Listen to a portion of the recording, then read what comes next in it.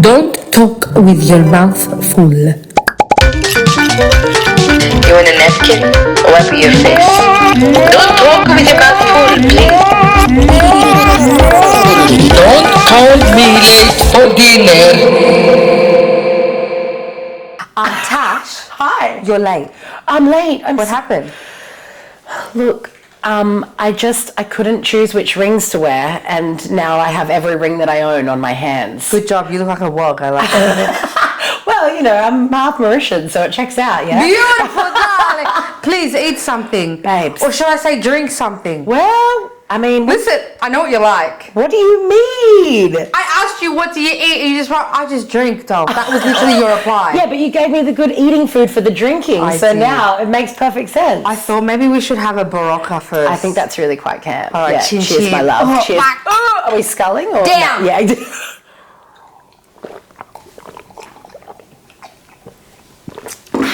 We're not going to have any headaches, any hangovers. BB bounce.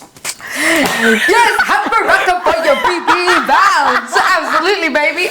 You want sangria or do you want a little bubbly? I reckon bubbly to start. What do you think? Oh, I have a dog here. That's okay. That's what happens when you come to my house. Is that because I'm the dog, or? Yeah, sorry, let me correct. I have two dogs here. Two dogs here now, exactly. Yes. Dogs. We love dogs. Oh, but you're not a dog person. No, I mean, I'm not a dog person. I'm just very much a cat person.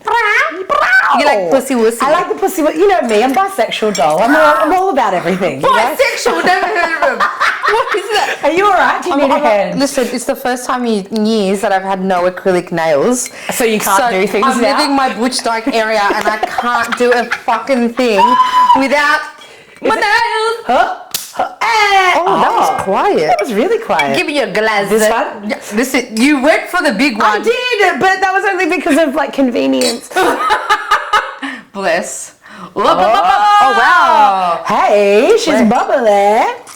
And I could start working at Dalton House now. Yes, darling, please. Chin, chin. Don't you have to finger the end? Anyway, doesn't matter. You have to finger the end of it? You know when you're doing with the fancy pouring? Oh, sorry, you like put the this. finger. Yeah. It's just yellowtail. Yeah, you put it. I said, what is Tash like? She's a bit cheap. Why do I have a feeling that you're not a cook? No. I'm like a part-time cook. What does that mean? Well, like if I'm in the mode, I'll do it. Like lockdown, I got really into cooking. Like I got really sourdough? into. What's that? No, I'm not that lesbian. Okay. I know I live in Nub, but come on, like don't treat me like that. I can't grow plants either. Anyway, I'm a bad Melbourne queer. Yeah. But I do like cooking for an occasion. Like I'm a good occasion cook. I'm a good events cook. But like I don't, if it's a week to day-to-day thing, I'm just busy. So it's usually convenience cooking, But I want to, if I'm going to do it properly. So it's not like takeaway? No. So you either like go hard or you go semi-hard? I go hard. I told you, I take it all. Semi. I take it all. Great. I'm not judgmental. I love it. Yeah. I got you chicken nuggets. I know. Can I have one? One? Bitch, there's a whole... Right. Get the whole thing. Get the whole tray. Just like a tray. Let me just pour it in. Do you have a nugget of choice? Like a brand? Unfortunately, it's usually McDonald's. I know, babe. It's so bad. I know, but I boycott, so I haven't. I know, that's Oh, it. that one's a little bit chilly. Very chilly. That's good. I thought that was a burger sauce. It's not. No, I thought it was a... I think it's a sriracha. Sriracha aioli. Yum, yum. That's real good. Yeah, but that's because of my neurodivergence though, right? Like, so, because I travel so much, it always tastes within like a 10% of like the taste range wherever you go to a McDonald's anywhere in the world. Like that's the issue, and it's horrible, and I've been trying to boycott it, but that's the reason why I keep going there, because in the UK it's within 10% of what it tastes like in Melbourne and what it tastes like in Sydney. And I'm like, oh God, I just like the reliability, So you like the consistency. Yeah. Oh, so you're not really a foodie. I mean, I'm not. Your favourite food is chicken nuggets. You can't be a foodie. What do you mean? Everyone's favorite food is chicken nuggets. Shut up. Of course it's chicken nuggets. Of course it's chicken nuggets. You're such a nutter. I know, but it's just convenience. We're going to play the game, and it's any time any of us swear, we have to have a sip. Oh, no. Because I have a potty mouth. Babe, that's why we get along. Wait, hang on. I don't want to do it too much on cue. Then it would be... No, wait, it's there. Very good. Yeah. That was right on cue. Thank you. You're fabulous. Well, it was because of the bubbles. I might have got a bit too scared if it wasn't bubbles. Speaking of fabulous, you call yourself fabulous. You call yourself, you say you're a fab drag auntie. A fabulous drunk auntie? A fucking alcoholic bitch. A fucking alcoholic bitch. Instead Are of you an AFAB. alcoholic? No. Are you a bitch? Oh. Come on. No, you know what? I just say things people don't want to say very often sometimes. That's the thing. Like, I try and be good and kumbaya and make sure that everyone gets along. But if someone's being naughty, I'm going to tell you you're being naughty. Because I think that doesn't happen enough sometimes in our industry. We're all like playing, you know, niceties. Not in a mean way, just in a like, hey girl, check yourself, like, or, you know, whoever they are. I just think sometimes if I can help someone out by going like, hey, like this behavior from you is annoying or is being seen as this way, just so you know. Like, I don't think that's bitchy, but some people do see that as bitchy, right? They do, because people are scared of people who are honest. And it's like a very white thing to be very polite, very nice, and don't actually say what you think. And that's problematic because it means nothing's going to fucking change. Nothing's going to change. I also said it before as well, so I need to do it. Yeah. There we go. What are you speaking up about? Who's pissing you off? Who's the problem right now? It's more for me about like representation stuff at the minute, like with stuff that's happening. And I know that you've been speaking about this as well, my love. And yeah, it's just not that hard. And the other thing I've been popping off about as well is just like the general like corporatization of like a lot of fringe arts and fringe performance styles and stuff. And so yeah, very recently at the Adelaide Fringe kind of had a bit of a big pop off about that, of that, you know, everything's just so big money, big corporate, big shows, no representation in these big shows. It's the same things over and over again. And I'm like, guys, we were doing so well. And then it just went, the far right. Oh, quick, we better run back to like, you know, what we were doing 5 years ago. And I'm like, what do you mean? We've just like completely got rid of all of the work we did since Black Lives Matter. And now we're just kind of not as bad, but almost just as bad. And it's like, why is it 1 step forward, 4 steps back? It's just like, so I've been pretty vocal about that, and that makes it uncomfortable for people that you work with in a professional way of, you know, venues and producers and that sort of thing. So, but I'm also like, well, this is always who I've been, so I don't know why now that it's not convenient for you or that you don't want to do the things that this is a problem, you know? Have you noticed, like, we've said it, people during the BLM hype and the body posse movement, everyone was like, we're going to get everyone in, inclusivity, diversity, you know, all those buzzwords. And then they're just like, but, you know, some of them didn't actually give a fuck. Nah. We're going into a recession, like, as in we are, but everyone's like, no, we're not. We are. I think everyone's playing it safe because everyone's looking after their back pocket after COVID. They're just like, no, I couldn't possibly, you know, and it's easier to make an inoffensive show than it is to make something that's real and impassioned and going to ruffle people's feathers because then they have to do more work, right? No, next. You know what I mean? 100%. I know what you mean. Absolutely. Yeah. But I talk a lot about working with the devil. For us to make money, baby, we need to shake hands and work with the devil. So, baby, let me ask you this. Do you have that Ferrero Rocher money?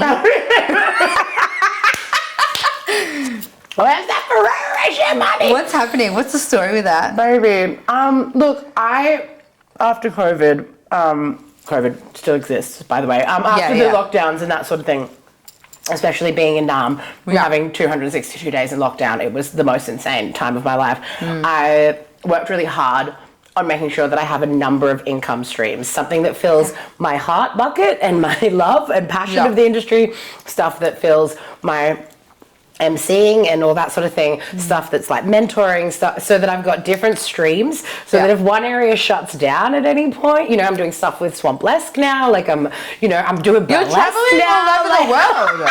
and so which is crazy. Like that's definitely helped, like to make it all a little bit more stable, but it's still.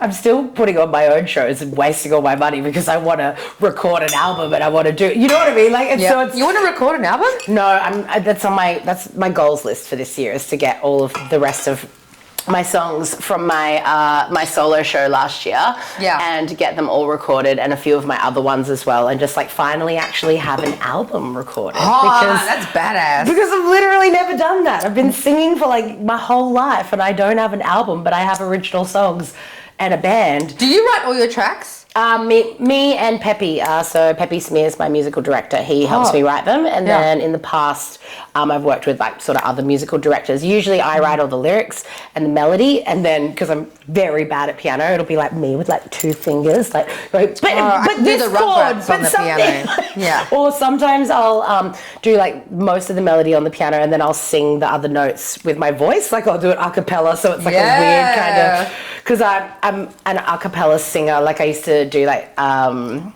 harmony. Beep beep beep. Bop, bop, bop. Oh, la, la. Like that was you. It was. I love it. I used to do like Andrew Sisters, like that kind of like really tight 3-part harmonies. You are like, your own big band. Like a rap, a song? Whatever. Okay, all right. So Demon, and what's your favorite sex position? Oh, doggy? Doggy, hell No, yeah. cowgirl. Cowgirl. Yeah. Oh, that's a bit of extra work. I like that. it. Yeah, all right. So Demon, cowgirl. Favorite food? Seafood. Fucking correct. Have a sip. How dare you swear in my house? Could it possibly?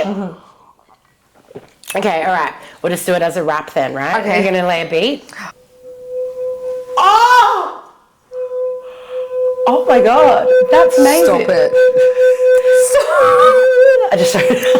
Can you go that high? I hope so. What is it? Soprano? Mariah Carey? Okay, so Okay, do I have to give you a different? Yeah, give me a beat or something. Like, yeah. All right. Yep, this is gonna be fine. I'm sitting at the table and I'm having lots of fun. Across from me is the one and only Demon. I'm sure that we're gonna do it in a real good style. I maybe think that it might go for a while, but I don't know, maybe I should give it a whirl. Should I do doggy? No, I'll do cowgirl, because I think that it would be kind of rude if I ate all these nuggets and didn't give them seafood.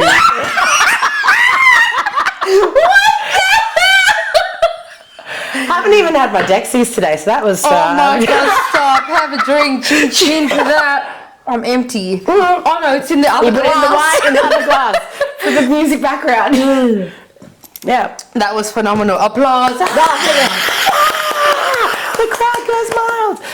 Yeah. Have you ever done that where it didn't work out? Oh, heaps, yeah. Have you had people do this similar structure of like music or entertainment? I mean, go on. And did we bring back the bitch component? Bitch. Well. Yeah, season it, babe. Before I go, I'm going to finish with this. Oh, you finish it. No.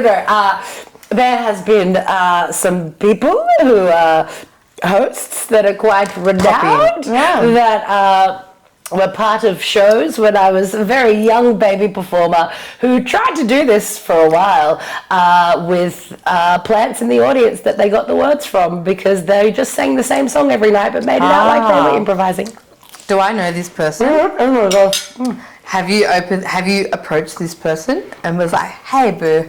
No, it was really terrible and they stopped doing it, and so I was like, that is enough for me. Okay, so, good. You know when that happens, when someone tries to copy you and then... That was going to be my question to you, is like, you know, they always say like imitation is a form of flattery. When does imitation become like plagiarism or copyright? Like where's the line there? Honestly, it's so hard, like especially like cabaret shows, right? Like there's a lot of people writing a lot of similar cabaret shows, like, especially that anyone like myself, like writing shows that usually revolve around wine or drinking or that kind of culture. Yeah. Like, of course, you're going to, like, start crossing over with the sorts of songs that you're singing, right? Like, for instance, when I first started, or maybe the second show that I ever did, I did a parody of the song Time After Time, and I changed it to Wine After Wine. It's, like, obvious. On as brand, soon as you go, makes sense. hey, it's a show about wine, you're going to do Time After Time. Yeah. Anyone in the world could go wine after wine. Like, it's not like it's like the most unique, incredible idea in the world, right? So there's like a lot of that sort of crossover in cabaret world that happens quite a lot. I've spoken about that a lot. Like, I've spoken how, like, I have a cow act where I dance to Moo by Doja Cat. Yeah. It's not original. Yeah, exactly. She's singing Moo, bitch, I'm a cow. Yeah. I'm dressed as a cow. It's not very innovative at all. Do it as another animal though, just for fun. Like, just to like... Oh my god! Like, just like as an ostrich. Oh like, my god! Why? Just like. Why? I'm a cow, and everyone's like, no, you're not. And then it's like, you know, talking about like, I don't know, accepting people's pronouns or something, and it's like a protest piece, you know. Like, okay, if I do this, do I have to split the fee? no, I'm happy. I'm happy. That's for you. It's recorded. It's recorded. Have it on camera. Hello, do you hear? Hello. This idea is mine. It's David's. Cute. Yeah. Hot. Thanks for the idea. I love a good brainstorm. I am like, I've been doing this with Betty for years. Betty Bombshell. Love Betty. And she's like, I'm doing this, Bob. I was like, boy, you should get like a skate ramp and then like do, and she's like, stop. And I was like, and do it to Skater Boy, because Betty used to be a skater back in her high school days. Betty was like proper skate park girl. True lesbian. Love Didn't think she was for ages. Lol. And so it's like, we all know. we knew before you did. Yeah. And yeah, I've been saying it to her for years, like coming out in this full like Betty Bombshell regalia, and then just doing some sick skate tricks. I just think it would be so good. Anyway, Betty, if you're watching, just do it. What's going on with your toenail? My toenail? Yeah, what happened? Which one? I don't know. Oh, my second one. I got a tip, and the tip was ask Tash about her toenail. So I'm asking you, girl. Okay, so how's your toenail? I have my second toe in on this foot, on the left, I've got like a toe, and the nail looks like a little claw. Like it's like because you don't cut it? No, because it just was like that. Like it's just a deformity on my. Oh, so you were born like I was born like that. And the best thing is, my grandpa has the same toe and the same toenail on his exact foot. So sorry. Hot. That was a good one. Yeah. So like it looks like a little claw. It's like it's kind of like, it's just like a regular toe. You had like, but there's so much like skin, and then it's just like a tiny little claw in the middle of it. Do you ever put it up on like WikiFeet? Nah, probably. I used to have an Instagram. Instagram. That's very good. And then I just did all toe puns with pictures from different movies. Can I contribute? Because I recently smacked my toe in the door. The nail lifted, and just a week ago the whole nail fell off. Oh my god, that's so now my second toe has no toenail. Oh baby, is it the same one on your left? The second one on the right. Damn, I was gonna say. But it means we're yin and yang. That's true. That's nice. That's really nice. We are one. I mean, I've only got that much more toe than you anyway, so we're basically toenail. We're basically the same. It looks so sad because everything else is shellacked. And there's just one that's like, what is this? They don't give you a discount either, just letting you know.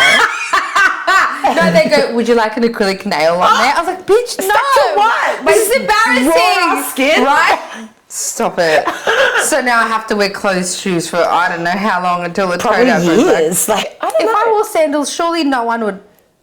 Oh, what am I saying? People will look at the feet. I don't know. I mean, I free ball my toe out all the time, and no one realizes. No one said a thing? Nah, but I mean, I live in Melbourne, so it's not very often it's that I got my feet out. It's too cold.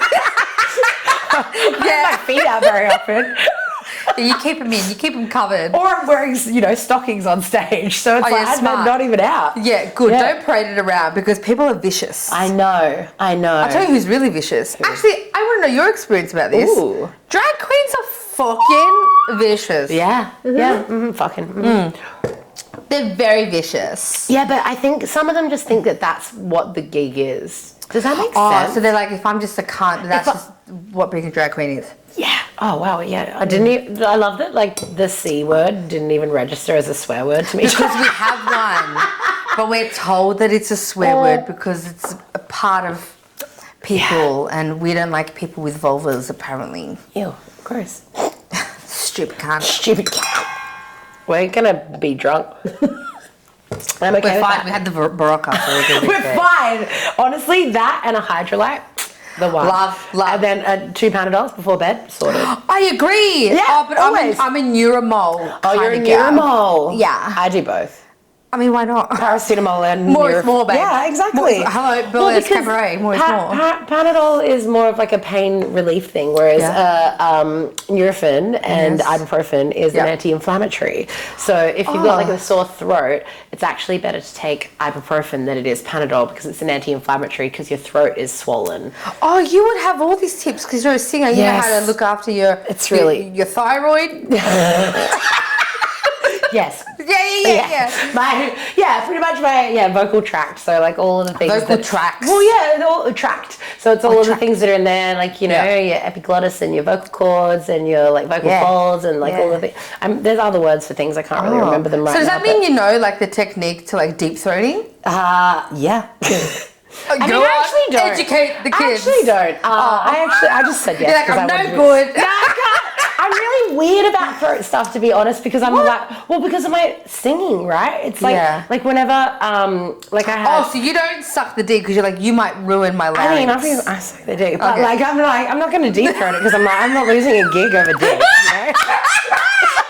This is so good. I mean, I have a husband now, so it's fine.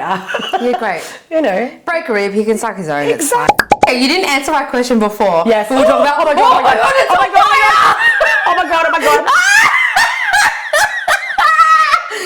Stop it!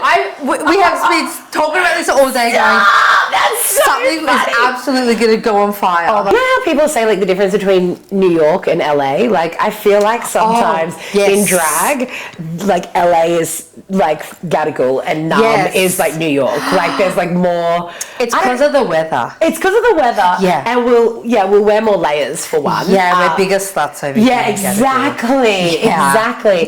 But actually we are. Yeah, you cover it up. We're covering it up. I'm like, oh, another layer, burlesque. No, I just, I don't know. There's that, and I also just think like there's a lot more like I find personally, and I could be wrong because I've not spent a lot of time in the drag scene in Gadigal, but I feel like there is a lot more representation of different kinds of queer in Nam drag than there is you are in fucking Gadigal. right. Fucking Wait, but you have to have some of my sangria. Please, I absolutely. Oh my god, that's. Girl, there's. Get it. Wow. Oh. There's literally like a bunch of everything in this. So enjoy. I'm so excited. I know. I love. That's good. Continue. I just feel like, just the styles and the. I don't know, like there's a lot more alternative stuff, there's a lot more thrifted stuff, there's a lot more like designery, like we're like very, I feel like we're a lot more, and maybe I'm just, doing the very typical Nam versus Gadigal thing, but I feel like we're a lot more like environmentally conscious and social justice and activism-y in Nam than the queens in Gadigal. I don't disagree with you at all. Like I remember when I was at Imperial as a resident artist alongside Mama Medusa, who we love. I remember one queen being like, Demon, I can replace you in a heartbeat. All I need is to put on some fake tan. And I was like, honey, not you being racist. Like, absolutely. How dare you project your fucking insecurity? Because that's the... You have all the... what are you drinking? I don't know. And that was just like, it just seemed like a lot. Because that's the only thing that's bookable about you, obviously is your skin colour. Because you're not, I'm not talented. I have no skills. Don't come up with great ideas. I'm have not no a nice skills. person. You're not I'm fucking really hot as boring to shit. work with. I've already sworn again. Yeah, I'm glad you said it. No, you're you right. said exactly what they were thinking. Yeah. And when I spoke to the booking manager about this issue, thank you very much. They tried to I guess support them And we're like, oh, but their alter ego said this, not their legal name. No. It's their alter ego, so it means it doesn't fucking matter. What are you on about? No. If I'm in drag and I commit a murder, it doesn't so exist? Put on the costume and become a serial killer. You'll be okay because your alter ego. No. It wasn't you. No, because when you're in costume and especially in drag, and I feel like it's the same with burlesque, it's the same with anything when you're in that heightened version of yourself. Yes. Like your same morals and, ethics and treatment of human beings should be the same. Yeah. Like, sure, some people play like an angry character and dismissive and blah, blah, blah, but you shouldn't just turn into a racist because you have a wig on. It just shows how dumb you are. It shows how uneducated you are, that you're not witty, that you resort to being mean. Punching down. That's the thing, right? And especially that's the thing about the drag world that really surprised me when I first started becoming part of it, is because I've always done, cabaret, the kind of cabaret I do and drag is not too far apart as far as the hosting and the facilitating what's going on and blah blah kind of vibe, right? Especially in the kinds of shows I do, I walk around into the audience and I talk to people and I get suggestions from them and I find out things about them and da da da da. Same with stand up, right? Yeah. And it's just you can choose to look at someone's outfit and be like, oh, big W, blah blah, and it's yeah, great, you can absolutely do that. Or you can, go to the guy that's in the front row that's been interrupting the entire show that has a bald head and be like, Pitbull, I'm so glad you're here. And isn't that just a nicer way of being you're a piece of shit, but now I've endowed him as Pitbull, and every other person at the bar from that point on was like, Fireball! I saw a video. How's that scooter going? You little psycho. What happened? Just really wanted to kick a scooter. I was going to put it back. I just Stop it. Of course. Just because I have intrusive thoughts doesn't mean... Was that 6 a.m.? What time of it? Because it was light out and I just see the video of you with a wine in one glass and you kicked down the scooter, and then what happened? It was 11 a.m. Stop it. From the night before. Oh my God. I changed my flight.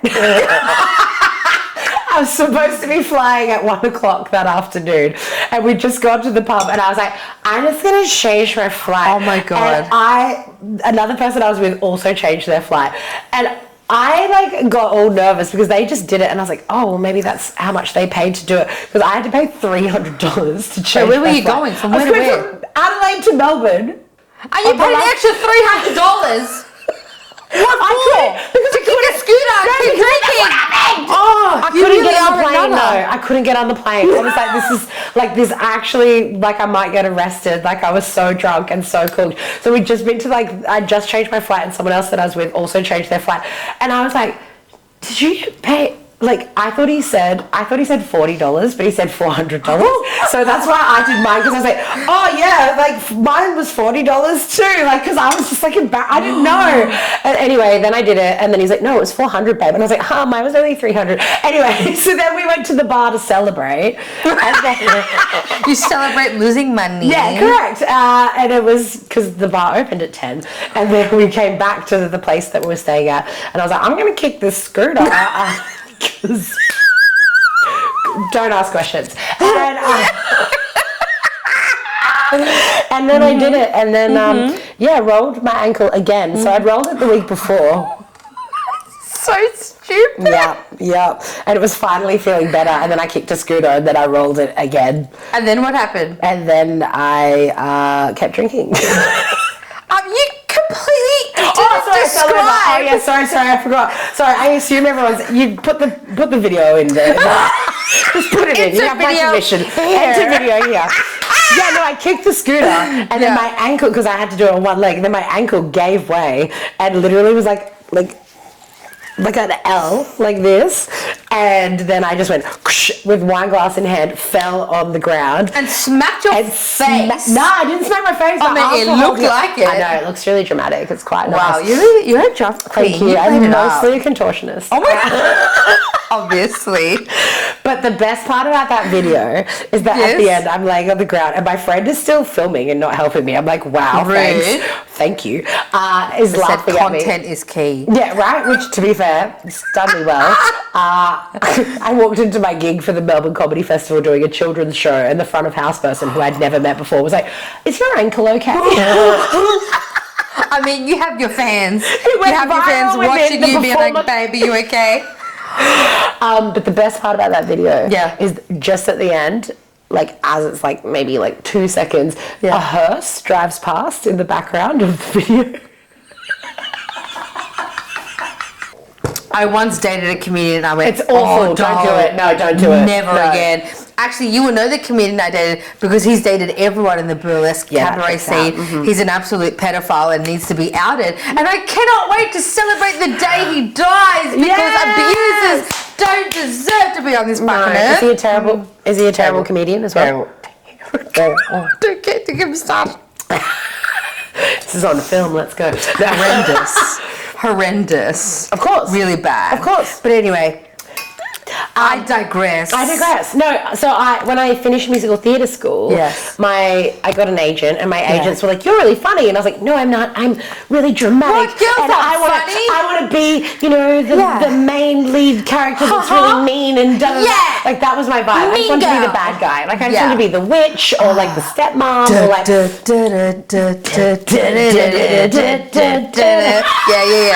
right. Like I wanted to be the diva that walks out in the best costume and just like sings the big song that's like always the best. It's why we all like villains in Disney films. Like I wanted to be the Cruella de Vil. I wanted to be the, that was my vibe. And they're like, "No, you're really funny. Like you should try and do like a bit of comedy stuff." And I was like, "Okay, sure. Yeah, agent, no worries. 3 bags full," because I was a baby and just went, "Of course, I'll do anything. I'll do anything for I'll do anything.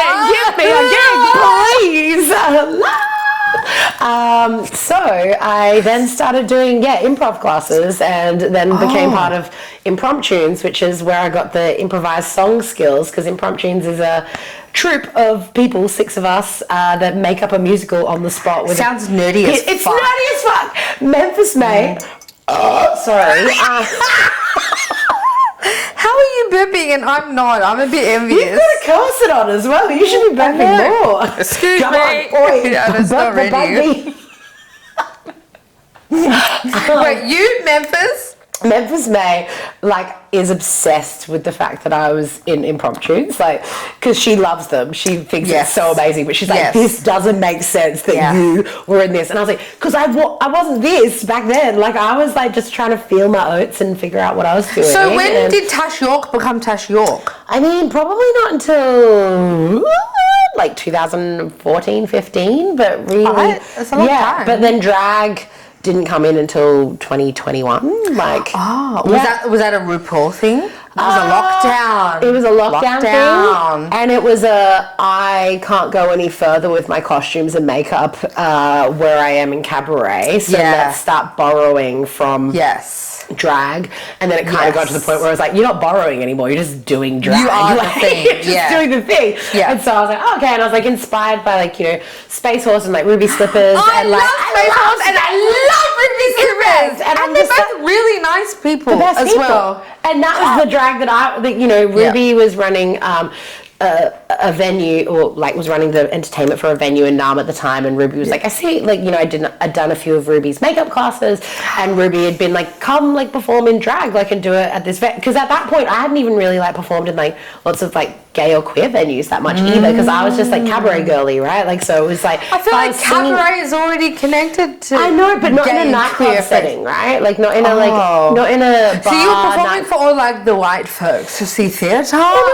It was more solo shows and then hosting the occasional thing, but I didn't often do a spot number in a lineup show that. I was either booked as the host or I wouldn't be booked, right? Because all of the stuff that I had was very musical comedy kind of stuff, because and to be fair, like that's kind of what I was doing, like sort of from 2018 to 2019. I was very much trying to be like, I'll be musical comedy, like I'll write funny songs and funny stories that are relatable and blah blah. So I was really into like going to all the comedy festivals and going to a lot of comedy rooms and blah blah blah blah blah. But it didn't have that flair and the, you know, the sexiness and the maximalism to it all. And so that's why I started leaning more and more towards, you know, sort of like the queer events, the queer parties and that sort of thing. But I'd only ever get booked as the host. I'd never get booked as my acts because they weren't drag. Well, are you getting booked for your acts now? Yeah, absolutely. You have an actress where you have like goon tits. Yeah. I was secretly hoping you'd bring them today. I'm so sorry. I'm sorry. I did bring you something though. I did bring you a little present. Go on. Okay. Seduce me. There's two things. Yes. So, hang on. Really beautiful bag. Is it your Mummy Milk a goon sack? No, but it will help with holding things. Okay, so I brought this flask. Oh, Diva! That is full of tequila. And we need to have some. I also brought Stop because it. this is part of my merch, and at the bottom, just read what it says. Tash York got me drunk. Where's the lie, baby? Oh, sorry. Hot. Tash, I'm a little bit like tipsy. Yeah. Are you? 100%. Oh, I thought you'd be like, I could have way more. No, I'm still sober I only had AF. 2 pancakes today. That's all I've eaten. Eat some more cookies. I'm eating. How often are you drunk at gigs? Not drunk full stop. Drunk at gigs. Not often, to be honest. What? Like, as in, like, I kind of space it out. Like, and often as well, I will, like, pick and choose my time that I'm going to, like, do a little drinking scully. Like, I think you've seen me do it before with the King's Cup thing, and I walk around and I get everyone to pour a bit of their drink and I scull it. Nasty. Right? But it's always like the second last act of the night or something. I'll do it around there. Like, okay. So it's like that's because for me, then I get to the same level as everyone else who's been drinking the whole show. Because especially in like something where everyone's just done one act and they're all backstage like drinking the whole time, and then I'm there like hosting like for an hour and a half or an hour or whatever, and I'm like, I'll do it at the end because then I've caught up with everyone that's been drinking the entire time. There was one time I got girl, I fell off the stage. I fell off the stage and everyone was like, how high was the stage? Maybe a meter. And this is when I knew I was drunk because I felt nothing. You don't get nervous? Definitely joining Swamp-Lesque, like that was crazy nerve-wracking for You're me. amazing. That whole production is out of this world. Go and watch Swamp-Lesque because it is so good. It's so everyone, like I love Rainbow, Trigger Happy, Heavy Spaghetti, like everyone in it is fucking Pep. Wait. Yeah, you have options. It's the greatest thing I've ever seen. It's so camp. It's so joyous, and it's like you babes perform everywhere. Yeah, you went to Edinburgh. I went to Edinburgh twice last year. Twice. Which is mental. Wait, I thought people go to Edinburgh once a year. Yeah, normally for Fringe, and then the venue that we were doing invited us back for Edinburgh Christmas time, where they have like a Christmas market, like blah blah blah. It was crazy. It was freezing, but it was -5. Oh, that's not fun. Singing in -5 and doing the worm and the splits in -5. I think for me it was like the combination of like music theatre trauma of like being on a big stage and being like singing musical theatre material and blah blah, and the person that had the role before me was a very great performer, but like very music theatre, like my legs are up to here and blah blah, and I was just like, I'm just like bringing like the ramshackly rambunctious Fiona, just being like, I don't give a fuck. I give a fuck. And so it just took a little while to like settle into that for me, and also just like using my body, like remembering choreography and having to stretch to do splits and doing the worm. I'm 37 years old. Like it's like so old. Are you gonna retire? I have no other skills. Yeah, great. I can't retire. My super is Babe, low. I gotta just keep started going. paying it. What have we got? I mean, me too. I've only just started doing like monthly installments for my super because I was like, oh, I don't want to work until I'm 85. No. I'm probably going to die at 50 is my prediction. Same. Yeah, great. I got a good less than 15 years, but I'm just like, I should have something. Hey, I should have it. It's like all of the stuff being like, oh, you take out your super and use it to buy a house, blah, blah, blah. You can take out 50 grand. I was like, you think Buy a house? 50 grand I'm in sorry. my super? Hold on, that is non-existent for me. But also, like, buy a house in Gadigal, impossible. Good luck. Ruby has taught me this amazing trick, which I think everybody needs to know, is if you need to get a crowd from like place A to place B, you know sometimes people linger and you're like, fuck, hurry up, we need to get to the other place. She does this thing where she pulls her keys out and just like jingles them. I've seen her do it with a crowd of like 300 people and they're just like jingling their keys as they're talking. And Ruby's like, this will get everyone going. And then people start walking and following her. I was like, what the hell? Pied Piper. Like, just like... And then just like with their jingly keys, and then people keep following, and we eventually got to the next place. I was like, this is the most amazing thing I've ever seen ever. So she is God. Ruby slippers, honestly, they are the big God of the whole. 100%. Jesus, who the fuck are you? Whatever, yeah. 100%. I said fuck. It's fine. Natasha. Yeah. No, do people call you Natasha? Yeah, I want to in trouble. Oh, that's my sister's name. Oh, really? Natasha. Yeah, it's my sister's name. Yeah. Natasha's my name, yeah. Miss or Mrs.? What do we call you? Mix? What do we call you? No, Miss. Doctor? Not doctor. Oh, goodness. Wannabe? Lord. No. Lord. Lady. Lady. Tash York. What's on your menu? Like, what's coming up? Where do we find you? Where we see you? What's happening? I'm doing lots of Chaos Cabarets around the place. I mean, that's what you've been doing. And Chaos Cabaret is my new variety show. Hot. Where I get like... A variety of what? 3 performers. Hot. Yeah. I try and get from different areas. So like maybe 1 circus, 1 drag, 1 singer, or, you know, a burlesque. Or so every night I try and get 3 different genres, basically, out of sort of like 4 or 5 different genres, and mush them together like this potato jam. No. And so they do their act as per usual, but the last minute of their track has been messed up with, fucked with. By you? By me. Sorry, I'm so sorry. By me or my lovely, gorgeous, darling co-producer Matthew, and we will change maybe your song to a terrible YouTube cover version of the same song. Or wait, do they know this is happening? Yeah. Are you surprised? No, we don't. Well, they don't know what the surprise is, but they know a surprise is happening. So like you're like half nice. You're like something will happen. You'll hear her like. And then the performer knows, and the audience knows from that point that the track has been messed with.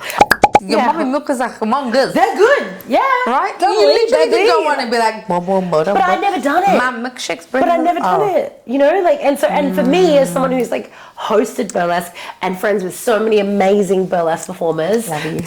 Like, I didn't want to like go on there.